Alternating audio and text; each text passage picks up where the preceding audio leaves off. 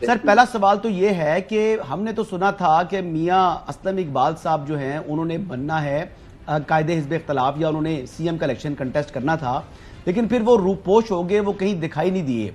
आपने तो speaker Punjab assembly का इलेक्शन कंटेस्ट किया था आई बिलीव, और उसमें भी क्या आपने इस बात की इंक्वायरी की कि आपके जो अपनी अददी अक्सरियत असेंबली के अंदर मौजूद थी उससे भी कम वोटिंग आपको मिली? क्या नाम का कंफ्यूजन था कि आपका नाम भी मलिक अहमद और उनका नाम भी मलिक अहमद, तो आपके लोगों ने वोटें वहां पर दे दी, या डिलिबरेटली कुछ लोग मिल गए आपके वहां पर दूसरी तरफ जिन्होंने आपको वोट नहीं दिया आपकी पार्टी के, और मलिक अहमद खान साहब को उन्होंने वोटें दे दी? गालिबन 6 वोटें फालतू में ली थी उनको।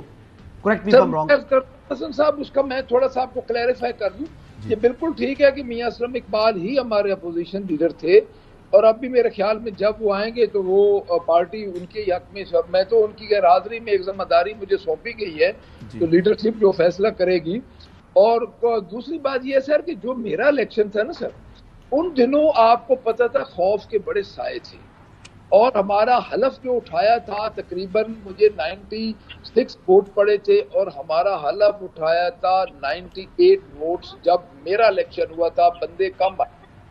अच्छा, उसके बाद ये हुआ कि फौरन उसके बाद डिप्टी स्पीकर का इलेक्शन हुआ, उस दौरान हमारे 2-3 बंदे और उन्होंने हलफ उठाया, और वो उनके वोट को 2-3 ज्यादा निकले। 2 वोट मेरे खराब हुए थे क्योंकि हमारे पास सर 85 मेंबर्स हैं नए, जो हमारे 107 स्कोर है ना जी, उसमें 85 न्यूली इलेक्टेड मेंबर्स हैं।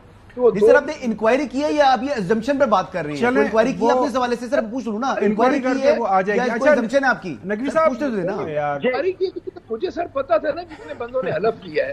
अच्छा नकवी साहब प्लीज कमेंट करने, वो कमेंट हम बाद में आपस में कर लेंगे, फिलहाल सवाल कर लीजिएगा, कमेंट हम बाद में आपस में बात कर लेंगे इस इशू के ऊपर। जी सवाल कर लें। शुरू की बात करना चाहता हूँ। पहले तो मलिक साहब को बहुत खुशामदीद, बड़े जबरदस्त आदमी हैं, और मैं मुजम्मत करता हूं अगर इनके साथ पंजाब असेंबली में बतौर अपोजिशन लीडर इनको अगर वो पूरा हक नहीं दिया जा रहा। लेकिन एक बात इन्होंने बड़ी अच्छी बोली और इसको बड़ा सराहना चाहिए, बल्कि पूरे पाकिस्तान को सराहना चाहिए। बल्कि 2 बातें। एक बात तो इन्होंने कहा कि पंजाब में भी मुस्लिम लीग नून के पास एब्सोल्यूट मेजोरिटी है और मरकज में भी हुकूमत के पास एब्सोल्यूट मेजोरिटी है। तो बड़ी खुशी है कि एक अपोजिशन लीडर ये बात मान रहा है, वरना अब तक तो हम इन अपोजिशन लीडर से यही सुनते आए कि जी हमारी 180 सीटें हैं वो हमें नहीं दी जा रही, हमारी 190 सीटें हमें नहीं दी जा रही। एक बात। दूसरी बात, बड़े अरसे से बात हो रही है इसी शो में भी, दूसरी जगह भी, कि 15,000 लोग 9 मई के बाद गिरफ्तार हुए। तो मलिक साहब ने आज फिगर भी बता दी। मलिक साहब ने कहा कि 4000 के करीब है जिनको एमपीओ के तहत नजरबंद किया गया, और कोई 1000 के करीब है जिनको गिरफ्तार किया गया। तो मैं मलिक साहब का शुक्रगुजार हूँ। थैंक यू जी। अच्छा चलें, वैसे बड़ी क्लैरिटी से बयान दिया मलिक साहब ने, मुझे बात करने दे कावत साहब, बड़ी स्पिरिट से उन्होंने बात की है, बड़ी खुशाइंद बात है यार। हसन अयूब आगे चलते हैं, बिल्कुल से बात करें। एक खुशी हुई, बहुत ज्यादा खुशी हुई। 1 मिनट, यही रवैया चाहिए, यही रवैया चाहिए यार। मैं आगे बात कर रहा। अच्छा मलिक साहब जी प्लीज जवाब दीजिए।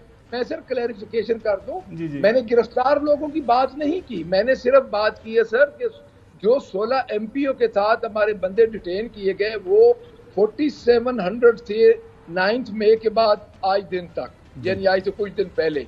उनमें से राउंड अबाउट 100 इन 3 महीनों 1000 इन 3 महीनों में किए गए।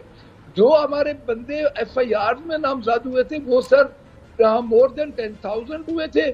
उसमें अदालतें फैसला कर रही हैं, कुछ जिमनी में होती हैं, उस वक्त बंदे उठाए गए। आपको पता है बंदे गैब भी काफी हैं। दूसरी अर्ज ये सर, मैं एब्सोल्यूट मेजॉरिटी इस सेंस में कह रहा हूं कि जिस तरीके से भी ये आगे हैं, देखिए हमने तो आज भी 190 बंदा 145 वाले भी हमने आज बुलाए हुए थे। तो इनके पास एक चांस है कि ये काला कपनी अगर धोना चाहते हैं तो ये इनके पास एब्सोल्यूट मेजॉरिटी है, ये कोई अच्छे काम कर जाए। जिसमें से एक काम ये भी है कि जुडिशियल कमीशन बना जाए सारे मामलात पे। तो मैं क्योंकि इस वक्त चाहे वो जिस तरीके से भी आए, मेजॉरिटी तो है उनकी, और मेजॉरिटी का फैसला ही करके तो उन्होंने हमें असेंबली से बाहर निकाला हुआ है, और डंडे सोटे उन्हीं के पास है ना जनाब। तो मैं तो इसलिए ये अर्ज कर रहा हूँ। चलें, एक तो क्लैरिटी आ गई कि वो जो बात कर रहे हैं 10,000 वो और 4700 ये मिलाएं तो 15,000 बन ही जाते हैं नकवी साहब। और बाकी अपने बयान के अंदर उन्होंने बताया कि वो पहले जो उन्होंने बयान दिया था मैंने उसका जवाब दिया। दूसरे सूबों की बात है। अच्छा चौधरी साहब 1 मिनट होल्ड कीजिए, गेम में पड़े हुए। चौधरी साहब 1 मिनट होल्ड कीजिए।